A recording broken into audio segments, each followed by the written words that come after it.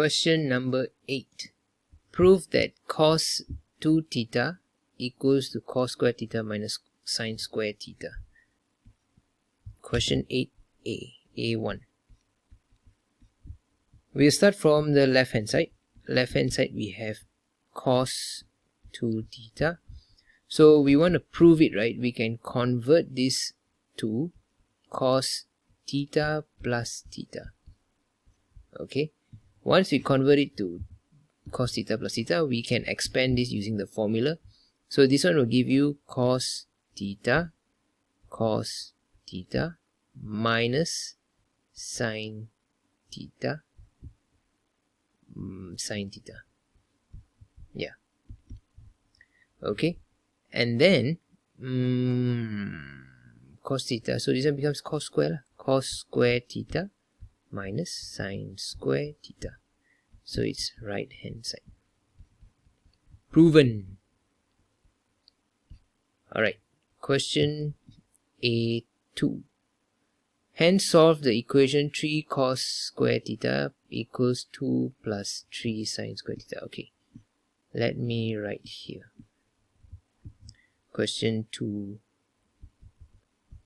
So we're looking for 3 cos square theta equals 2 plus 3 sin square theta. So I'm going to put the cos and the sine together. See, whenever they see the word hence, right, we are trying to relate to the previous question. So how can we change this to become something like this that we can use?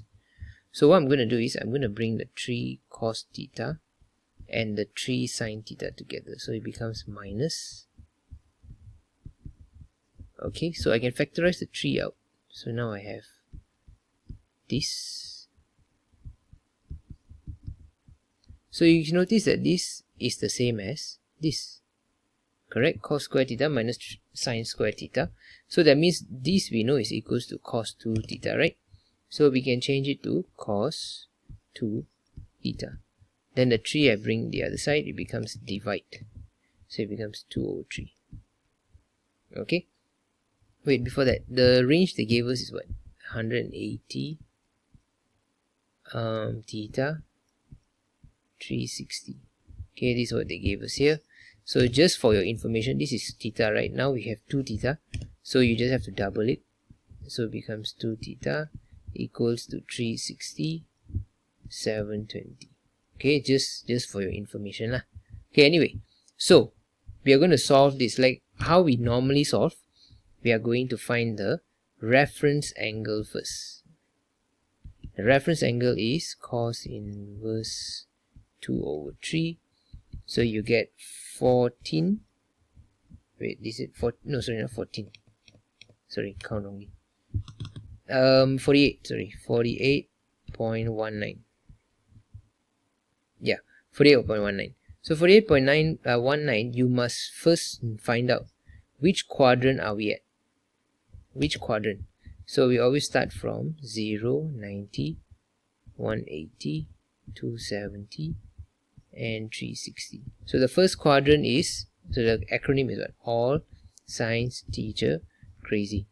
So A is all the sine cos tangent positive. This is sine, this is tangent, this is cos. So now we see here cos value becomes positive. So which quadrant will give me positive cos? So it will be the first quadrant and also the fourth quadrant. So first quadrant, you just use back the reference angle. Fourth quadrant is 360 minus the reference angle. So we are going to do that. So we know that this one is 2 theta, not theta. So here I must write 2 theta equals to, so the first quadrant is 48.19, and then the fourth quadrant 360 minus 48.19, I should get 311.81. Okay, so this is two quadrants, and then we have to also do, because it's 2 pi, right? 2 theta, sorry. 2 theta means what? 2 cycles. So 2 cycles means you have to plus another 360, plus 360, plus 360 to both of them to get the second cycle. So the second cycle will be 408.19, and 671.81. Okay, so these are the 4 quadrants, but we're looking for theta, right? What the question asks for again? Solve the equation. Yeah, so we're looking for theta, so we have to divide everything by 2. So theta equals to 24.095 and then 155.905, 204.095. so all the angles I'm just going to divide by 2. 335.905.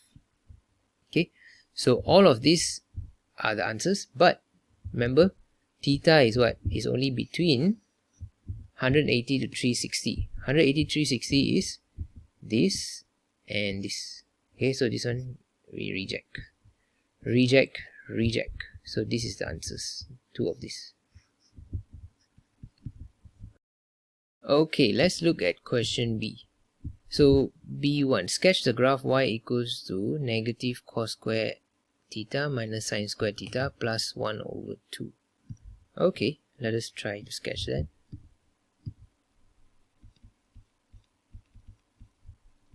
Y equals to modulus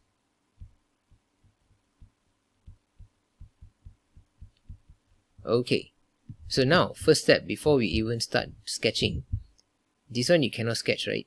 So what we do is we know that cos square theta minus sine square theta equals to cos 2 theta.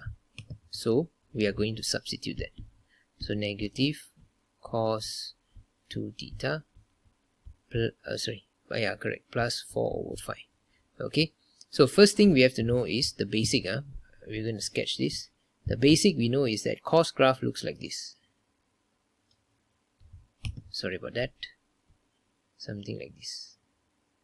Okay, this is how cos graph looks like. But now we have cos 2 theta. So 2 theta means you have 2 cycles, so it's going to continue another one more time. Okay, 2 cycles, and then here will be 2 pi, here will be pi, here will be half pi, here will be 3 over 4 pi.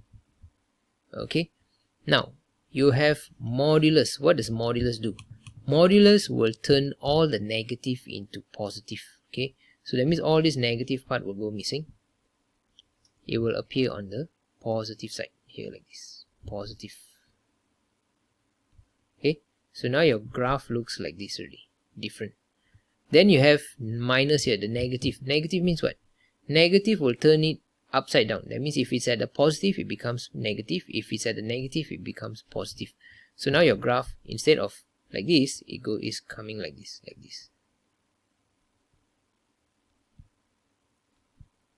Okay, so here all missing, no more.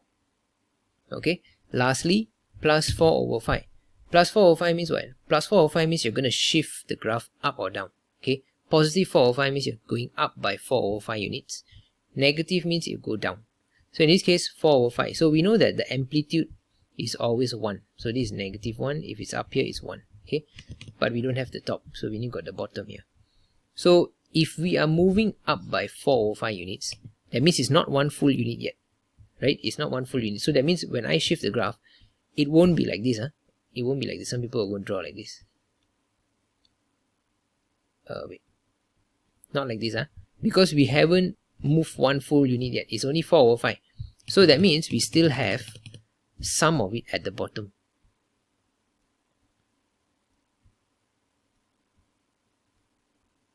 Like this. Okay. So how much extra here? Because it's negative 1 plus 4 over 5. So you have another negative 1 over 5 here. And then up here should be 4 over 5. Because you went up from 0. It went up 4 over 5 units. So you reach 4 over 5. Clear? So this is how your graph should look like. Okay. So let us sketch this properly.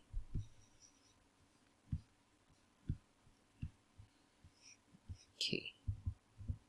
Let us sketch this.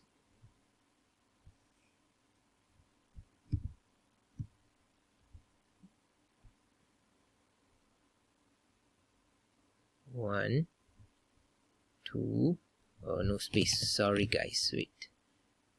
1, 2, 3, 4, 5. Okay, so this is 2 pi, this is pi, this is half pi. Yeah, correct. So this is 3 over 4 pi. Okay, and this, the intercept here, y-intercept, is negative 1 over 5, and the m up here will be 4 over 5. Okay, alright, and then the axis, don't forget to label this theta, this is y. Alright, next, question B2. There are 8 solutions when y equals to x. Y equals to x is what? Y equals to x is a horizontal line, okay? Because imagine, if let's say this is the axis, and I say where is the line y equals to 3? Y equals to 3 means that means the line is cutting through the y-axis at 3. This is y equals to 3. If y equals to negative 3, it will be down here. So in other words, y equals to something is a horizontal line. Okay, but now they say y equals to h. So it can be any horizontal line on the graph. So where to find that line? They say that it has 8 solutions. 8 solution means what? That means you're cutting through the line.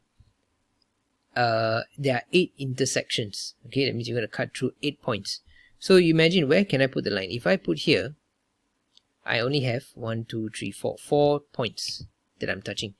If I draw here, oops, sorry. My bad. If I draw here, then I have 1, 2, 3, 4, 5, which is still not enough. I need 8. And if I draw anywhere below or above, I also won't have any. So the only way for me to get 8 is if I draw anywhere between the 4 over 5 and the negative 1 over 5 mark. Because anywhere around here, I will get 8. 1, 2, 3, 4, 5, 6, 7, 8. So I have 8 intersections. So that means y equals to h, right? Okay, let me just write down here. B2. So it's a horizontal line, right? So they ask for what is the range of h. So h must be what? H has to be between 4 over 5 and negative 1 over 5, right? So negative 1 over 5 and 4 over 5. This is your answer. It has to be between this. Otherwise, you will have less than 8 solutions. Alright.